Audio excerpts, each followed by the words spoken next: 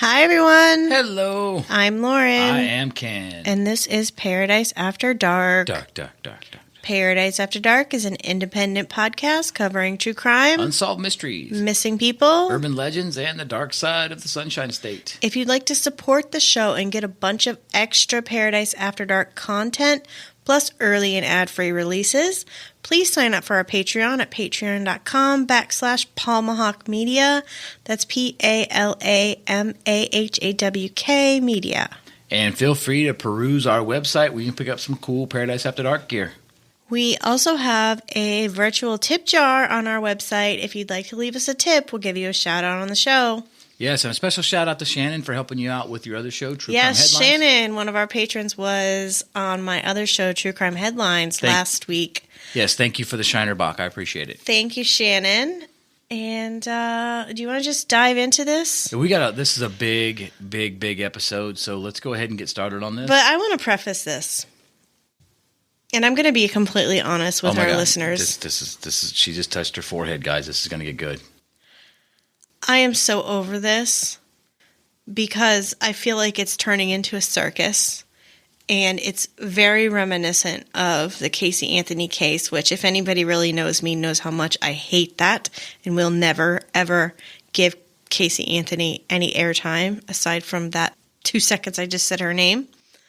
But I feel like we are a Florida podcast, and Brian Laundrie is probably hiding somewhere in Florida. So we put together this episode, Manhunt, Brian Laundrie, and we're going to give you all the information that we know about where he may be, who he is, who his family is, and hopefully maybe we'll reach the right ears if we can do any little part in helping to catch this monster. That's what we're doing.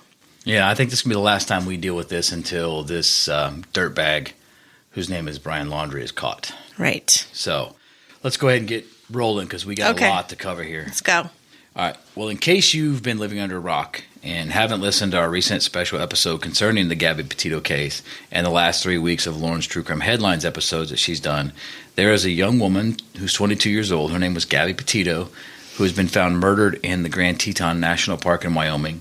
And her fiancé, Brian Laundrie, he has been named the only person of interest in Gabby's murder. And now Brian Laundrie is in the wind. And that's what we're going to focus on in this week's episode, like Lauren said, is the manhunt for Brian Laundrie. So just a super quick recap for anyone who's new to this saga. In June 2001, the couple who was living in Northport, Florida, in the same home as Brian Laundrie's parents, left Northport in Gabby's white 2012 Ford van, headed to New York, where Gabby is originally from, and then on to visit the state national parks across the western United States. Petito and Laundrie left Blue Point, New York on July 2nd. According to her family, and as documented in her Instagram account, Petito and Laundrie visited numerous national parks and locations.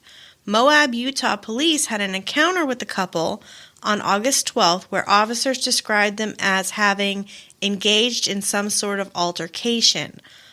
Although the two are described as getting into a physical fight following an argument, both male and female reported they are in love and engaged to be married and desperately didn't wish to see anyone charged with a crime, a report from Officer Eric Pratt said.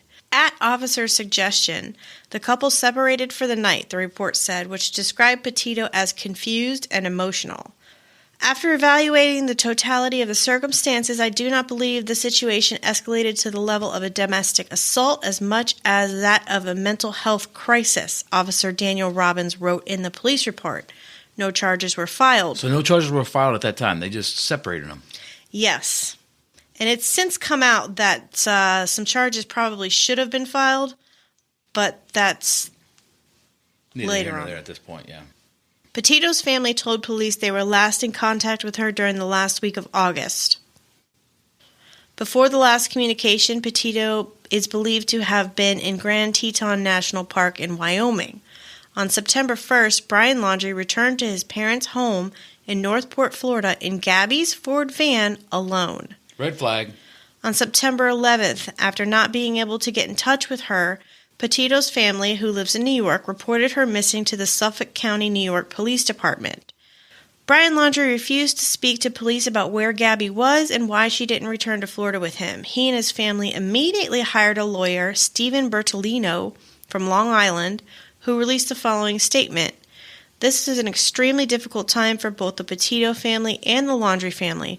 I understand that a search has been organized for Miss Petito in or near Grand Teton National Park in Wyoming. On behalf of the Laundrie family, it is our hope that the search for Miss Petito is successful and that Miss Petito is reunited with her family. On advice of counsel, the Laundrie family is remaining in the background at this juncture and will have no further comment.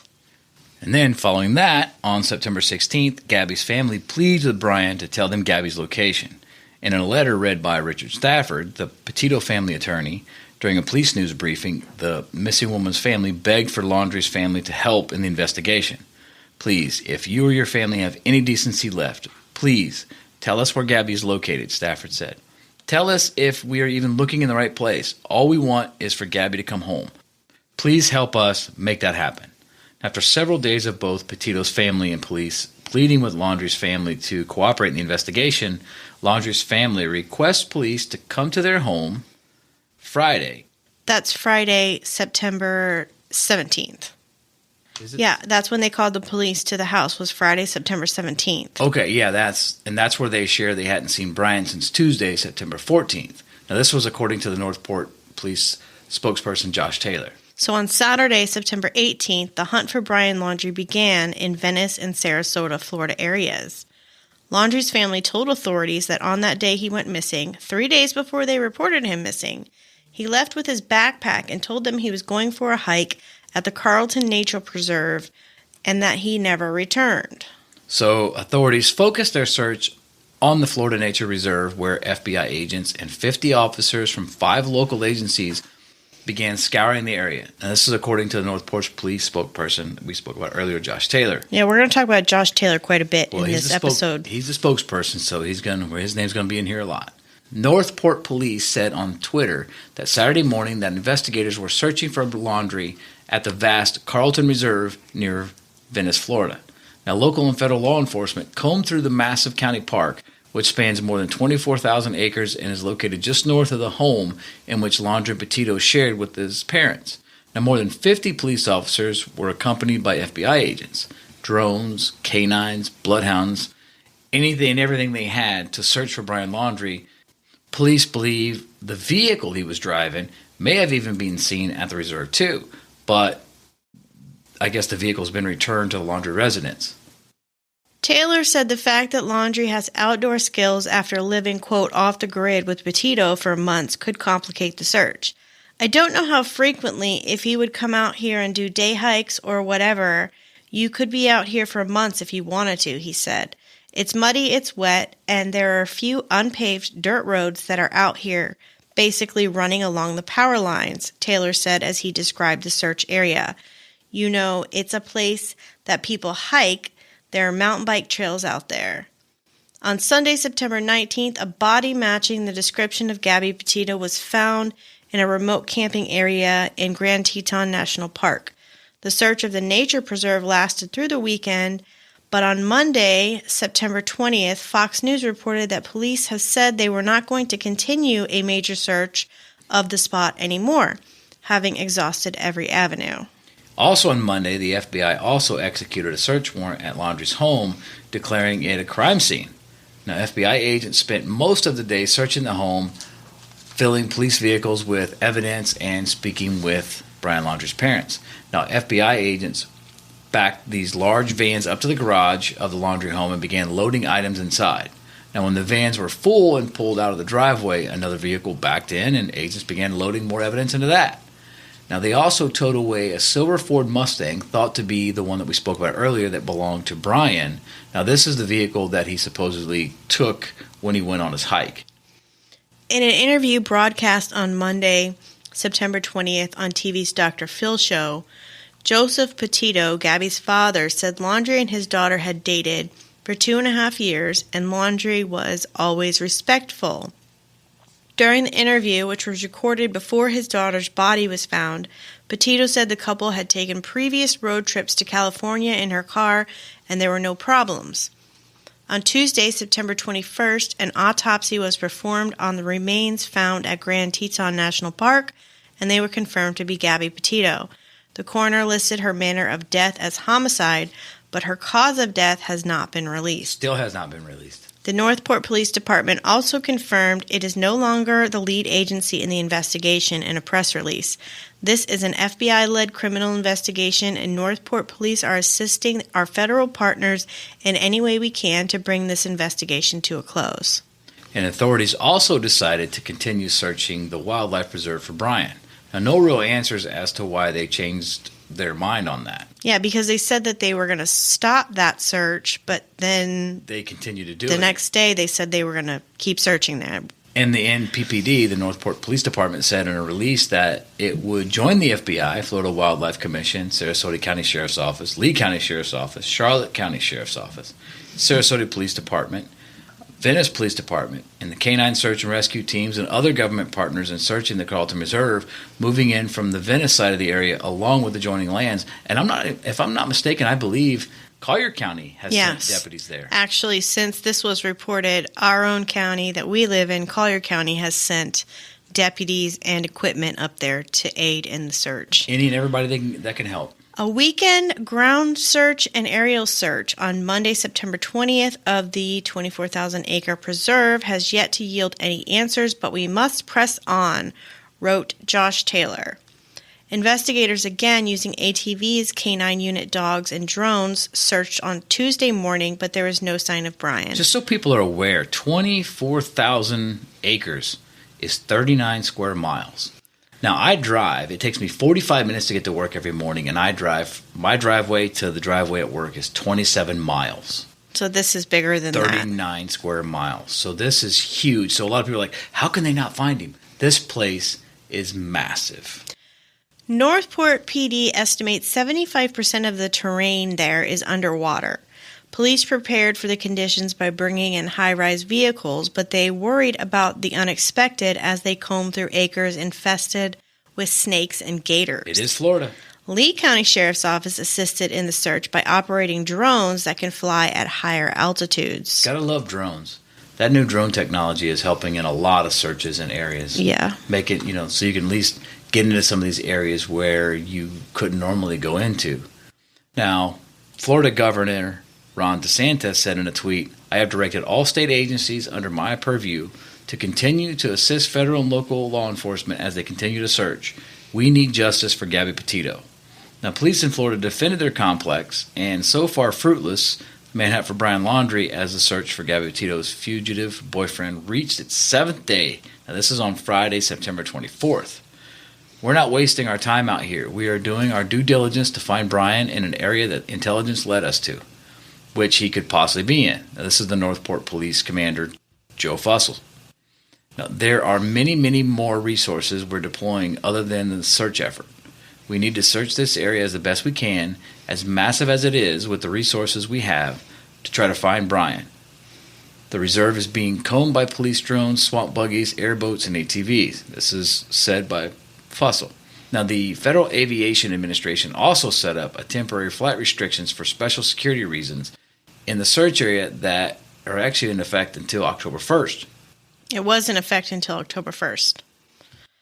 So let's just talk about the Carlton Reserve for a second so our listeners who may not be familiar with Florida and a place like this can imagine what it would be like to be on the run in an area like this. So hiding out in an area like this, your biggest problem would be heat and humidity. This time of year in Florida is very different from other parts of the country. Although it's technically fall, we're still dealing with 90-plus degree weather and very, very, very high humidity. Next, the over 24,000-acre property is 75% underwater, making moving and camping a big problem for someone. Well, people don't realize we get such a rainy season that all the low-lying areas, especially in this reserve, that's where it holds all the water. All the water runs to these areas before it ultimately ends up in Lake Okeechobee and the surrounding lakes in Highlands County. But make no mistake, all of this fresh water is definitely not drinkable. No. Everything is wet, almost nothing is edible, and safe drinking water is nowhere to be found. So dehydration would probably be what would get you. Yeah.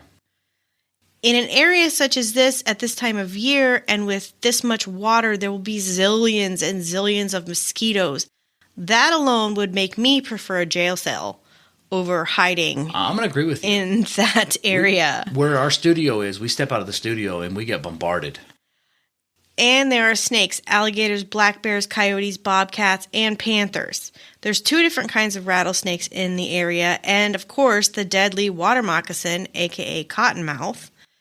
We're talking about absolutely miserable conditions. Do you guys watch Naked and Afraid?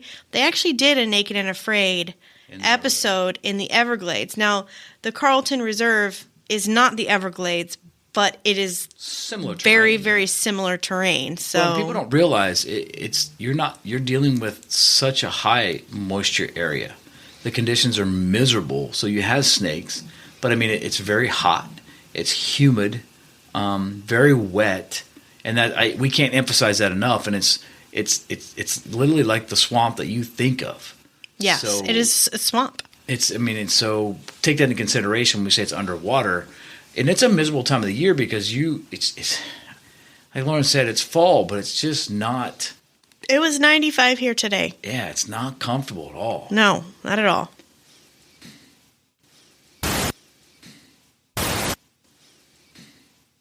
In an article by ABC 7 News' Steve Clater from North Florida Survival says most people wouldn't last long in the Carlton Reserve, but it's possible with the right preparation. Now, he thinks the major challenges are the heat and humidity, as we discussed, even more so than the snakes and the alligators.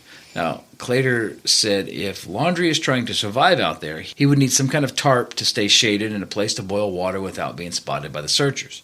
Now, he thinks an outdoorsman could make it several months, but not with just the clothes on his back. He's going to have to have a lot of stuff to be able to stay out of the humidity, the hot, swampy, wet area, and be able to maintain that for a while.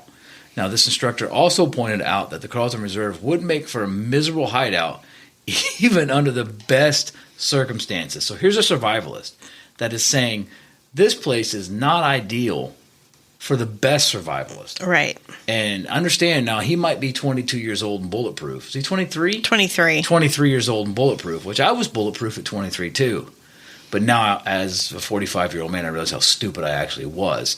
I think that maybe he might get a little too big for his britches, and that's what makes me think that maybe he moved on, but we'll get into some of that later. If Laundrie actually is in the Florida wilderness, a survival expert from Sarasota said he's either dead or in very bad shape by now. If he's down there in the Carlton Reserve, he's living in hell, survival expert Mark Burrow said. Burrow, who teaches people how to survive in the wild with nothing but a knife, said that with heavy rain in recent days, starting a fire would be nearly impossible. It's also the wrong season for foraging edible plants. People have been making a big deal of alligators and snakes, Burrow said, but it's dehydration that's the real danger. Mm-hmm. But Brian Laundrie is said to be well-versed in wilderness survival and living off the grid. At one point, he bragged about living on just crackers for 6 weeks while camping, a former coworker was cited saying by the New York Post. In conversations about hiking, Brian talked about the longest time he had spent in the woods was over 6 weeks and bragged about only having a large pack of either cheese or peanut butter crackers to sustain him for the whole time, the former coworker said. He's well versed in spending a long time in the woods and living off nearly nothing. Well, I can't wait till he gets in prison and sees how well he lives on nothing. But on Thursday, September 23rd, now this is moving along, a federal arrest warrant was issued for Laundrie. However, the warrant is not connected to what happened to Petito, but what actually happened after her death. Now, according to the FBI in Denver, the U.S. District Court of Wyoming issued the federal arrest warrant pursuant to a federal grand jury indictment related to Laundrie's activities following Petito's death. Now, court documents obtained by the WFLA show Laundrie was indicted for the use of unauthorized access devices. According to the documents, Laundrie used a Capital One bank debit card and a personal identification number for 2 Capital One bank accounts, knowingly and with the intent to defraud. Now, this is between August 30th and September 1st. This is in Wyoming, and I guess it was somewhere else as well. Now, using these accounts, he obtained things of value aggregating to $1,000 or more. So we can only assume that Brian continued to use Gabby's debit or credit card after she was already deceased. And obviously it's not a joint account of any type. No. It's her account. Right. Yeah. So while this warrant allows law enforcement to arrest Mr. Laundrie, the FBI and partners across the country continue to investigate the facts and circumstances of Gabby Petito's homicide, the agency said in a statement. We urge individuals with knowledge of Mr. Laundrie's role in this matter or current whereabouts to contact the FBI. The warrant doesn't change anything for us, Northport Police Commander Joe Fussell said while walking through the Carlton Reserve in a video released by the police department. We are working as hard to find him now as we did on day one. So at this point in time, it appears as if the authorities are going to continue to search the Carlton Preserve for Brian Laundrie, but let's look at some different sightings of Laundrie that may or may not be legit. So the first one we came across was in Baker, Florida. There was a photo of a man captured by a trail camera in Baker, Florida, and the man appeared to fit the description of Brian Laundrie. Now, a man named Sam Bass captured a photo of the man on his trail camera and shared it on his Facebook page on Monday, September 20th. Now, Bass wrote, I'm not saying this is the guy, but whoever's on my trail camera this morning in Baker, Florida strongly fits a description of Brian Laundrie. Now, authorities have been contacted, but people in the Northwest Florida area be on the lookout. I know we have posted this photo on our social media, so everyone that's subscribed, feel free to go check it out. If you're not, go subscribe and then check it out then. Now, although deputies in Okaloosa County said that this was a case of mistaken identity, the Okaloosa County Sheriff's Office has positively identified the individual whose image was captured on a deer trail camera near Baker and shared on social media, sparking nationwide speculation that it was Brian Laundrie. The Sheriff's Office wrote on Wednesday, the OCSO has confirmed the man is an Okaloosa County resident who acknowledged he was the one walking the deer camera carrying a backpack. In other words, we know it's not Brian Laundrie. So next up is Mobile, Alabama. The Mobile, Alabama County Sheriff's Office has received multiple calls and tips about a possible sighting of Brian Laundrie in the Mobile area. The tipsters say they have seen Brian hitchhiking and or walking down the street, turning his head whenever a car passes. Captain Paul Birch said deputies have checked out tips from Grand Bay to Semis to Wilmer, but say they have failed to produce anything of substance. As far as I can tell, there's no photos of Brian, possible photos of Brian in Mobile, Alabama. And then we jump all the way north to Canada. Now, a flight attendant snapped a photo of a man who looks eerily similar to Brian Laundrie outside a hotel in Toronto, Canada.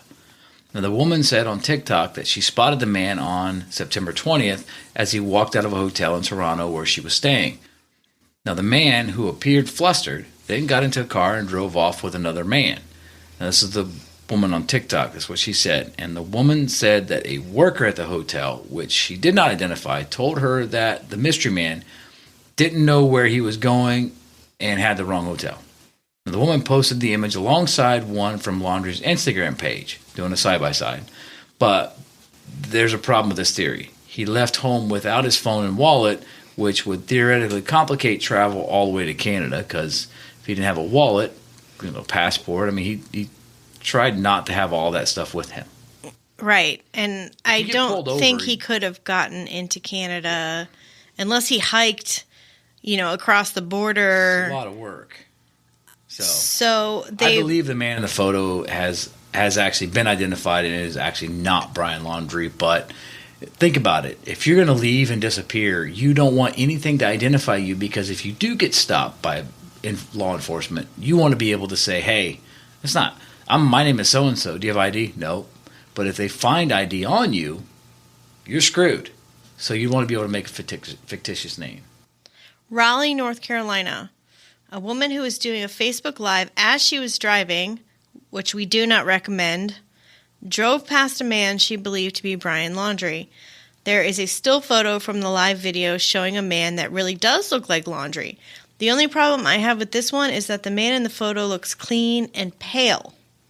And I feel like Brian being on the run, most likely outdoors this whole time, there was no way he would be clean and not like sunburnt or sun-baked or tan at this point. Yeah, it's kind of still summer in Florida, so absolutely. Right.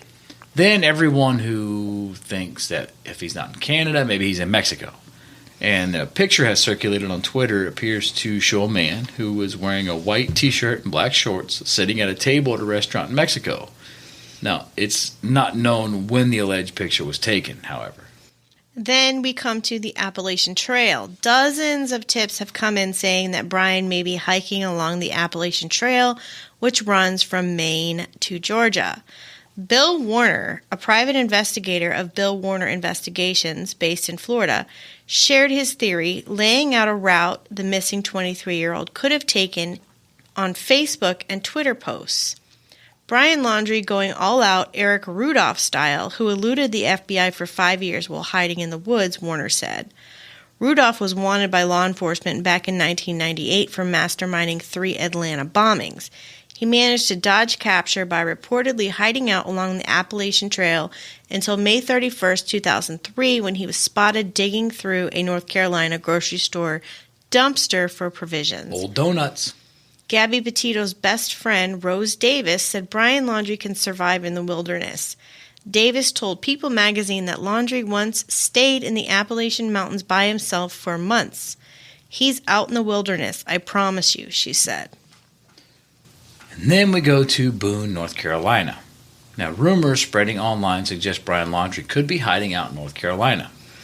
Watauga County and Avery County law enforcement officials said Wednesday, September 29th, that they had received more than half a dozen tips over the past couple days about Laundrie being reported in this area.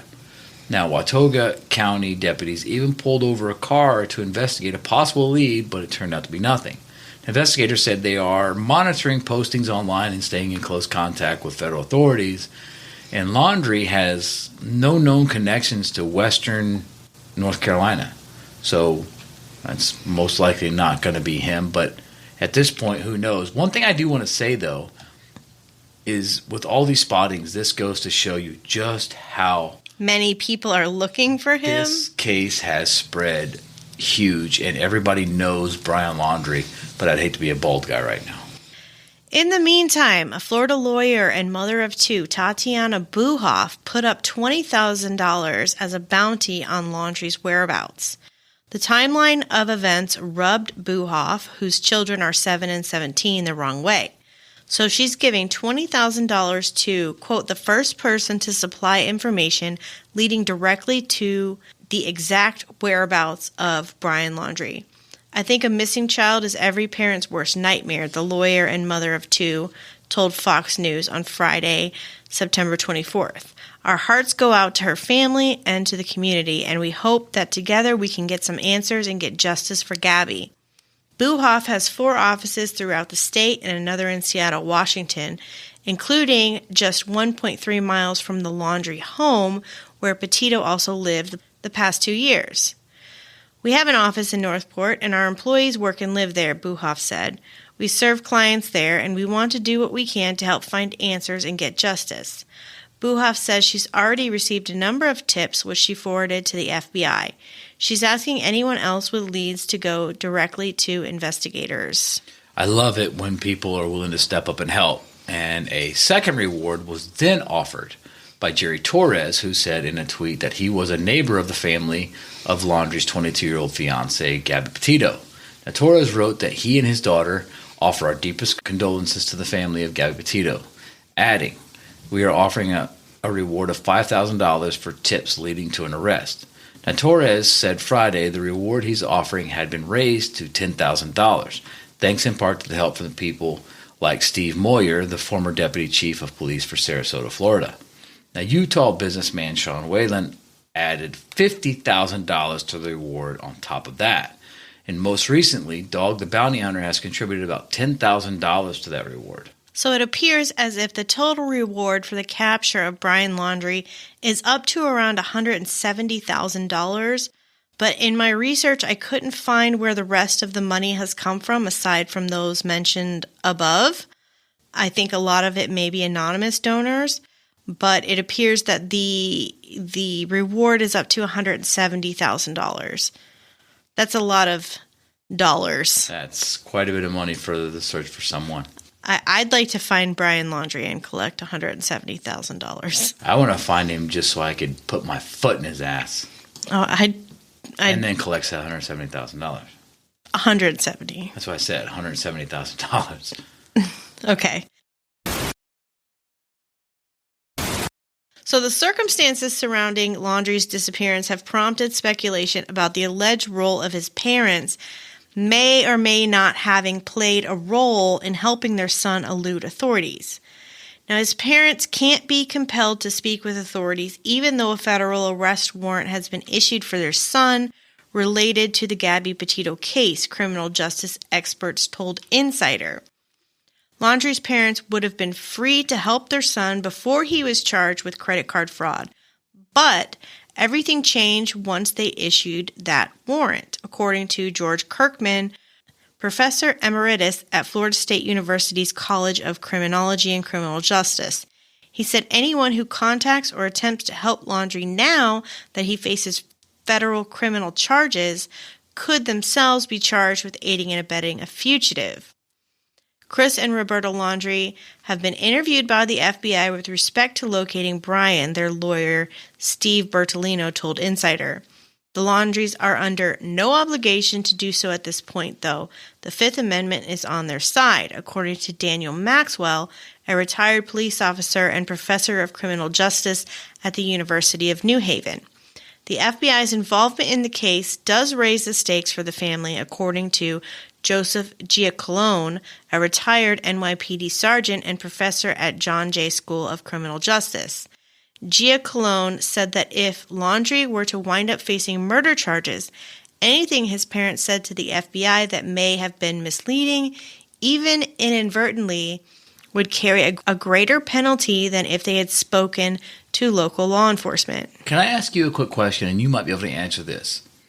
So if the Laundrie family had misled law enforcement in any way, shape, or form prior to him having this federal arrest warrant, they can't be held accountable for any information that was given preceding that arrest warrant, correct? Correct. That's what you were stating. So yes, if they're giving falsified information to help protect him or hide him, that can't be held against him, so to speak, because therefore he wasn't, at that point, he was not being searched for he wasn't charged with anything, so it was no arrest warrant for him. That is a really, really gray area, because if they were to go indict him on murder charges, the murder occurred at the end of August. If they can somehow prove that the parents knew about the murder, hypothetically, because he's not been charged, so we cannot call him a murderer at this point, even though we're all thinking the same thing. But they could go back and charge the family if they could prove the family knew about the murder. It's just a really gray area. It's hard. Every situation is completely different in a lot of different cases. So it would depend. But as far as right now that there's a federal arrest warrant, anyone that helps him in any way will be charged with aiding and abetting a fugitive. Good. So speaking of that, let's do a quick rundown of the suspicious, or what I would call odd behavior, the Laundrie's family has exhibited since this whole thing started. Now, Brian returned to their Northport, Florida home on September 1st alone. Where was Gabby? She wasn't there. We all know this. Now, Gabby's family attempted to reach Brian, the mother, the father, the sister, to no avail after they hadn't heard from their daughter in weeks. Now, Gabby's father is quoted as saying that their phone calls and texts were ignored. As soon as Gabby was reported missing on September 11th, the family lawyered up and has refused to cooperate with authorities, citing their Fifth Amendment right, as Lauren pretty much just discussed. So, a couple who lived across the street from Brian Laundrie and his family told Fox News that they saw Brian and his parents leave their home in a truck with an attached camper about a week after Laundrie returned home, before Gabby was reported missing. I saw them doing some work, and then they prepared for their trip. I saw them loading up the camper, William Guthrie told Fox News.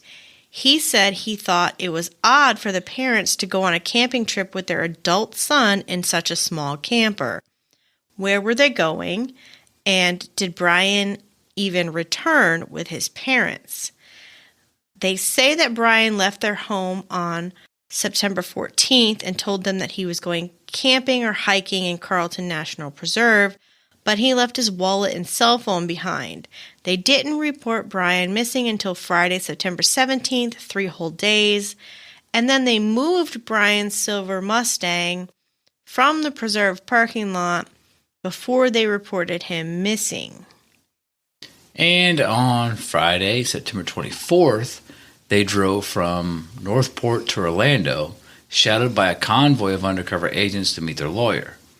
The undercover agents, believed to be with the FBI, tailed the Laundries as they drove from their home in Northport to Orlando Public Library. Now, the pair stayed in the library for about 30 minutes before they jumped back in their red Dodge Ram pickup truck and drove to an Orlando parking garage that is attached to an office building where they stayed for an hour before driving back to Northport. And let's talk about Brian's sister, Cassie, for just a minute. Cassie Laundrie lives in Lakewood Ranch, Florida, which is about 40 miles north of Northport. Cassie told Good Morning America on September 17th that she had not spoken to or seen her brother since he came back to Florida. But in recent days, it has come out that that may not be the truth. Now it's being reported that Brian Laundrie actually stopped by his sister's home on the day he returned home to Florida, the lawyer for the family said on Friday, October 1st. Furthermore, Stephen Bertolino, the Laundrie family attorney, told Insider Brian Laundrie saw his sister Cassie Laundrie twice during the first week of September, including September 1st. Cassie Laundrie also saw her brother days later on September 6th at Florida's Fort DeSoto Park, where Brian and his parents went camping from September 6th to September 8th. According to Bertolino, who said Cassie Laundrie went to the campground for a day. So she went on the camping trip for a day with them? Yes. Okay. But she... Now, I didn't even know that. I had no idea that she actually was there at the campsite that they went to. Right, but we're going to rewind. On September 17th, she went on Good Morning America and stated that she had not seen or spoken to her brother at all. So, and then come to find out that he actually stopped by her house, and she went and met up with the whole family at the campground when they went camping. Yeah, but didn't she say something about law enforcement knew all this? Well, Bertolino claims that law enforcement are aware of all the dates that Cassie saw and spoke to Brian, but why does it seem like she lied about it at first? She specifically said, as I just said, on September 17th that she hadn't seen or spoken to her brother, and then come to find out she not only saw him, spoke to him, but saw him, joined him.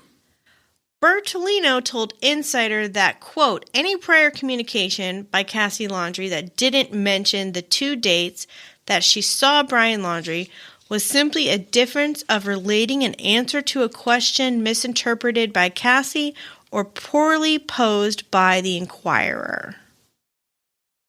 Wow. Yeah, I know. Wow. You're looking at me like, what the fuck? And I'm like, yes, I know. Well, the thing is, when it comes to the sister, I didn't put any onus on the things that she said. I didn't at first either until it turns out that... Well, I'm going to be honest. Up until right now, I had no idea that the sister had seen him. I was still working under the premise that she had not.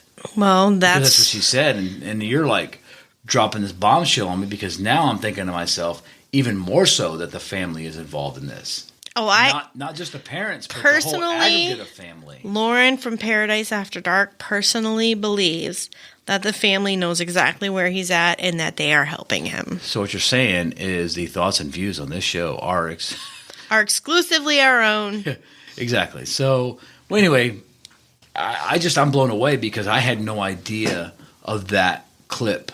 But that's why, I mean, Lauren with her other show dives so much deeper into this stuff that I missed that. I had no idea that the sister actually had seen him since then because I maybe you should listen to my other show and then you'd know. I do listen to your other show, but I didn't know that. I'm like, mind blown.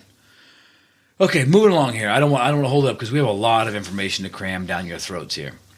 Now, TV personality Dwayne Lee Chapman, a.k.a. Dog the Bounty Hunter, he joins the search for Brian Laundrie, and this is on Saturday, September 25th. Now, there is a video of him pulling up, exiting a Jeep, and knocking on the Laundrie family's door for several minutes. He says he wants anyone with information on Brian Laundrie's whereabouts to call me at 833-TELL-DOG, and added that all information will be kept confidential. Now, I'll be honest. I would talk to Dog the Bounty Hunter before law enforcement. Why? Why? Here's something, and I've actually had discussions with this with coworkers. If the FBI knocked on my door and said, hey, we need to discuss this information that you gave us. Once you speak to the FBI, and I'm not saying that I don't recommend people not talk to law enforcement. I'm not recommending it. But I'm saying if people have, because everybody has a little fear of talking to law enforcement or scared a little bit. So if you go to speak to the FBI, once you give them information, if for some reason that information doesn't pan out, or it's false information, it turns out that you told them a lie, or they do an investigation and find out you knew something and they get on a trail. Hey, you told us this. How'd you know that? Or why'd you tell us this? Now all of a sudden you're going to feel like, I don't know, I feel like I would be like scared to talk to the FBI, like nervous. I'd be scared to tell them something because it might come back to me. But Dog the Bounty Hunter, if there's no bounty on me, Dog don't want to be involved. Right. You know, so I mean, I feel like that he's going to get more information. Well, apparently he has. He's received like over 1,000 tips. I believe it because I think people are more apt to talk to him, one, for his notoriety. Two, they know that he's not law enforcement. And three, if you want to give a tip to somebody, he's the right guy because he doesn't have to work the parameters that a lot of law enforcement have to. And remember, he's a bounty hunter. And that's what he does. He's working for a bounty, and there's a huge bounty on him. Now, he's offered some money of his own, which means he's willing to sacrifice $10,000 of the bounty that's on this guy. So he's here, yeah, for publicity. I get it. But if the media would stop talking about it and Paradise After Dark would stop talking about Dog the Bounty Hunter, then he wouldn't be so popular in this case, and he could do his job, and he could make money, which is what he's here to do. So everybody think that he's here for publicity. I think he's here to make money. Meanwhile, on Sunday, September 26th, the Petito family, community, and loved ones gathered in New York to say farewell to Gabby. The family used an empty urn during the funeral service in Blue Point, New York. The FBI has not released Gabby's body to her family, nor have they provided a timeline as to when they might do so. The service was held at Maloney Funeral Home. Both Joseph Petito, Gabby's father, and her stepfather, Jim Schmidt, spoke at the beginning of the memorial service. I don't want you guys to be sad, her father Joseph said to begin the service. Gabby didn't live that way. I am asking you guys be inspired by the way she treated people. She didn't care. She genuinely loved people. I couldn't be more proud as a father. If there is a trip you want to take, do it now while you have time, Joseph said. If there's a relationship that might not be what's best for you, leave it now. Just to be clear, Joseph said at one point, Gabby had 4 parents. They weren't step-parents. She had 4 parents who genuinely loved her as if she were their own, and this man is one of them, speaking of Gabby's stepfather, Jim Schmidt. Gabby lived her life every single day, Jim said. We want to celebrate her and how she lived her life. Both gave each other a big hug after speaking. Now, trying to get into the psyche of Brian Laundrie, and I find this portion to be extremely interesting. John Kelly, longtime criminal profiler and psychotherapist, said Laundrie showed signs of domestic abuse. In an article on Fox News, Kelly stated that Laundrie showed telltale signs of a domestic abuser and control freak in his erratic public behavior around fiancée Gabby Petito in the weeks before her death, and he may have had help evading authorities before investigators found her body. I think he's a coward on the run. Knowing that he's a coward, where would we think he would go? Do we think he's macho enough to go to Mexico? I don't know about that. Kelly said he believes Laundrie may have flipped the switch from asocial to antisocial before Petito died by homicide in Wyoming's Teton National Park. Asocial is pretty much somebody that likes to be alone. They're not hurting anybody, John Kelly said. Antisocial is when you strike out at society and have a lot of anger and resentment. The ultimate antisocial act, he said, would be killing someone. A string of alarming incidents preceded Petito's disappearance. Police responded to an alleged domestic incident in which the caller reported seeing Laundrie slapping and hitting Petito. When they arrived, the couple and other witnesses said nothing about that allegation, and police eventually asked them to split up for the night and let them go. 2 weeks later, in Jackson Hole, Laundrie is seen arguing with waitstaff at the Mary Piglet's restaurant. Eyewitnesses said a distraught Petito apologized to the workers, and that contradiction of Laundrie's rage could have set off the next fight, according to multiple experts. And the conflicts illustrated that Laundrie couldn't take criticism well, especially not from women, Kelly said. Taken together, these cases could paint a portrait of a domestic abuser. Well, that's because if narcissists usually don't like to be told, especially if they're with a woman and there's some domestic issues there, they don't really want to be talked down to by anyone, especially a female, if in fact they're male. Another concerning aspect Kelly saw in Laundrie's social media postings is the artwork he shared on Instagram, images of demons, werewolves, and other monstrosities. I see a projection of himself in his art, where he understands to some point that he has this monster inside of him, or he is a monster, and this monster may have to come out. Kelly said he suspects that Laundrie's entire self-worth was built around his relationship with Petito, and that without her, he's got nothing. But he said that documented fights involving Laundrie and Petito, a police-involved stop in Moab, Utah, and a spat with the waitstaff at a restaurant in Jackson Hole, Wyoming, illustrate that Laundrie couldn't take criticism well, especially not from women. These guys cannot take criticism, and usually if their issues are with the female, they cannot take criticism from a female. When Laundrie disappeared from his parents' house, he left his phone and wallet behind when he vanished, leading Kelly to believe that he's on the run with no intention of being found. Often when people go off to harm themselves, he said, they'll bring their phones so their remains can be found. But for that same reason, a phone would be a liability for someone on the run. Usually, to me, that means somebody that wants to be on the run and travel under the radar, and then if he's stopped by the cops, he can give a fake name. He has no ID on him. They can't readily know who he is. Mm-hmm. Kelly has worked on a number of high-profile cases, including the Golden State Killer, the Long Island serial killer, and the Green River Killer. So Kelly has a pretty good resume. Right. So the information that's being provided is it's pretty noteworthy. And like I said, I found this article, this came from Fox News, to be extremely interesting, to have a criminal psychiatrist, criminal profiler get into his psyche.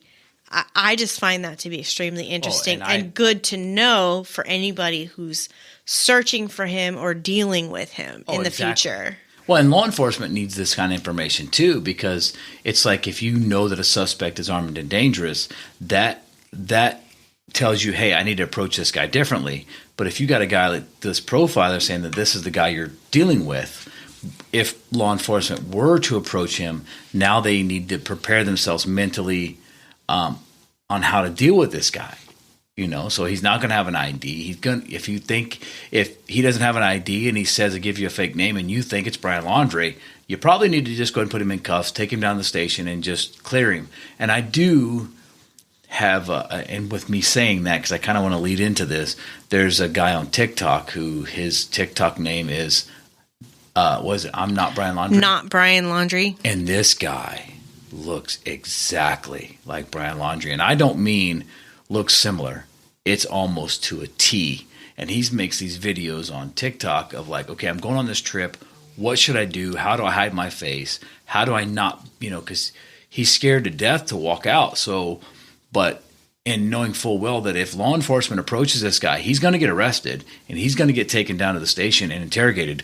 We only hope that this happens to every guy that they think until they find this asshole. Brian Laundrie. Because we really want law enforcement to do 100% of the job. Let's make sure we check everybody out. But this poor guy on TikTok, if he gets seen, he may be some of the guys in these pictures that people have cited because he looks like him to a T. But I'm just going to go ahead and kind of move on because I want to get away from that. But check out the TikTok. It's not Brian Laundrie. Not Brian Laundrie. Check out this guy's TikTok and tell me what you think. Hit us up on social media. Tell me what you guys think about this guy.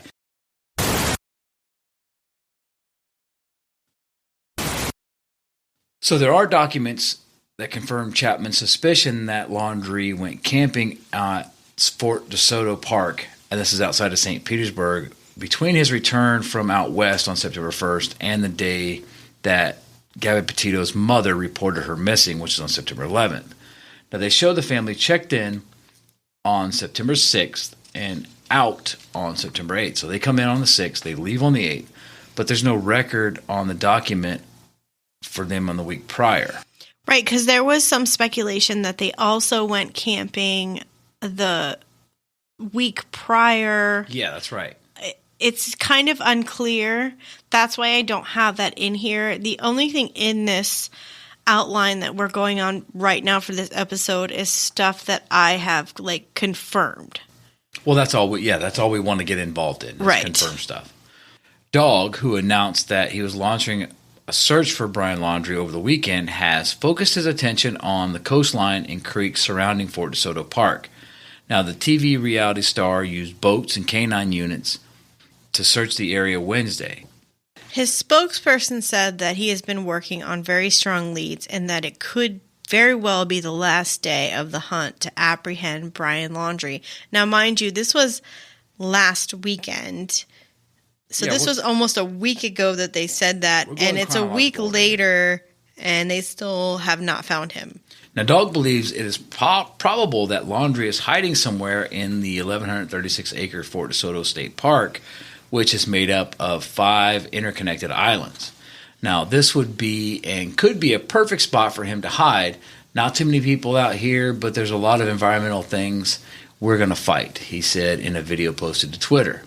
Now, during a ground search, Dog and his team recovered a can of Monster Energy Ultra Gold, which appeared to have been freshly drank at a makeshift campsite deep in the woods at Shell Island along the coastline Wednesday. This is September 27th, and this was reported by Fox News. Now, however, the team did not find solid evidence suggesting that Laundrie is in the woods on Edgemont Key, located in southwest Florida's Fort DeSoto Park. Now, I have a question for you, Lauren. You might know this because you've kind of been way more into this case than I have. They went back and they went back to the home of the Laundrie family, and they got some. They said that they were there to take some stuff for DNA samples, you think? Yes, they actually, I can't remember exactly what day it was, but the FBI did go back to the Laundrie home and retrieve some items that they stated were going to be used for DNA comparison in the search. Now, originally, I thought that this could potentially be for Brian Laundrie, but I'm like, they've got to have his DNA. So at this point, I'm thinking, well, maybe it's for the family, because they were checking out that campsite of where they were, because remember they went camping with Brian. Right. So were they checking to confirm that? I don't know. Yeah, see, unfortunately, there's some things that law enforcement is not releasing. Understandable. We find that in all of these cases. Right. So several experts told CNN on Thursday, September 30th, that time is of the essence in the search for Laundrie. The conditions in South Florida make finding forensic evidence extremely difficult. Time is that one thing that we are constantly fighting in law enforcement, said Brianna Fox, a former FBI special agent and associate professor in the Department of Criminology at the University of South Florida. Here's why experts say it's been taking authorities so long to find Laundrie. Laundrie essentially had a multi-day head start on law enforcement. When his parents told police their son had disappeared, he had already been gone, supposedly for 3 days. Laundrie left home without his cell phone or wallet. The fact that he left those 2 key items behind may mean that there's very little digital or forensic evidence for authorities, said Fox, the USF professor. The cell phone would have helped investigators know who Laundrie was communicating with and where he may have been, while his wallet would have told them where he's spending money. Now, investigators have been searching for Laundrie at the Carlton Reserve, but the conditions in South Florida make it difficult, as we spoke about earlier, to find the evidence or possible remains. Remember, it rains every freaking day, although we've been pretty fortunate the last 5 days. Down in Florida, during the summer and a wet time, a body can start to skeletonize in less than 5 to 7 days, said Chris Boyer, the executive director of nonprofit National Association for Search and Rescue. And with predators, you can lose a lot of evidence that way. Well, here's something I want to say about that. And this has been mentioned in online forums and just general chit-chat. Buzzards. Vultures. Okay. Danger chickens. So danger chickens. So in this area, if anyone is not familiar, if you hit a bunny, if you hit an armadillo, if you hit a raccoon, if you hit a cat, the buzzards, I mean, you will have upwards of 25 to 30 buzzards for a very small animal on the side of the road. Now, if there was a human body decaying, you would probably have upwards of 100, 150 vultures. And I think that if he were deceased somewhere in that nature preserve or anywhere where they're searching, those buzzards or vultures would lead them to that body. Exactly. And there has been no mention of that. And I'm just talking about like what the online chatter is. Well, let me just give you 2 personal opinions. One, I think a lot of people who've never been to Florida or don't live in Florida do not understand that Florida is not the coastal areas. And we found this, Lauren and I, we've traveled like, oh, we're from Florida, like, oh my God, the beach, and it's so beautiful, and the palm trees. No. I can assure you, if we step outside, there are palm trees, but it's because we've planted them. We have a royal palm, we have a queen palm. Outside of that, we don't really have palm trees with the exception of maybe a cabbage palm. The beach is what, like 20 miles from us? 27 miles. 27 miles to the beach. Well, we can get to one in 19, but 27 miles to beautiful Naples Beach. So its problem is people think Florida is nothing but beach. Understand that where we live, we literally have to swamps. Well, we have to, in certain times of the year, to get back to the studio from our house, in our yard, we have to drive because it's muddy and it's wet. So even our yard floods. So take this into consideration because so many people think that Florida is the beach and it's Miami Beach and it's everything that they've seen on TV. No, it's not. It's literally a swamp. I mean, it's Everglades. So when you get to Central Florida and the areas like that, especially up, and with the exception of Highlands County, which is a little different animal because it does drain a little better, but you're in swamp area. So, and as far as my second thing, as far as Brian Laundrie, everybody thinks he's going to just go commit suicide. I don't think he's going to, and Lauren can probably tell you why I feel that he's not going to commit suicide because narcissists don't kill themselves. Exactly. This guy, and again, that's just my opinion, is a narcissist, and there's no way in hell he's going to take himself out because he's smarter than the cops. He's above the law. He's smarter than you. He's smarter than everyone. He is a chicken shit asshole who thinks he's better than so many other people. There's no way that he's going to commit suicide because he's going to play this out because he is the survivalist. Be careful. You might have to eat your words. Well, you know what? Just be careful. I hope I do. Petito's death and the search for Laundrie has become an obsession for many, spurring digital detectives to comb through the couple's online trail and try to solve the case. And we're guilty of that right now. It's very hard to remain missing when the world is looking for you. or just your family. It is really, really difficult today to remain intentionally missing. We've talked about this before. Mm-hmm. To disappear yourself is really hard. Especially in this day and age.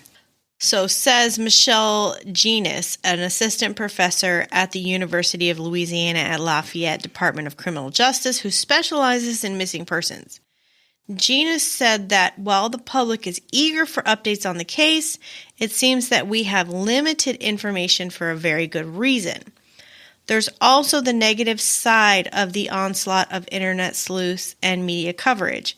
People who may be even well-intentioned could be passing on tips to law enforcement, and instead of law enforcement having to find a needle in a haystack, it's now more like a grain of sand on a big beach, Fox said, explaining that every tip must be investigated. I can imagine that it's very, very overwhelming for the team of people who are taking in all of these tips and have to consume these and feed it out, because now they have to sort of filter through them.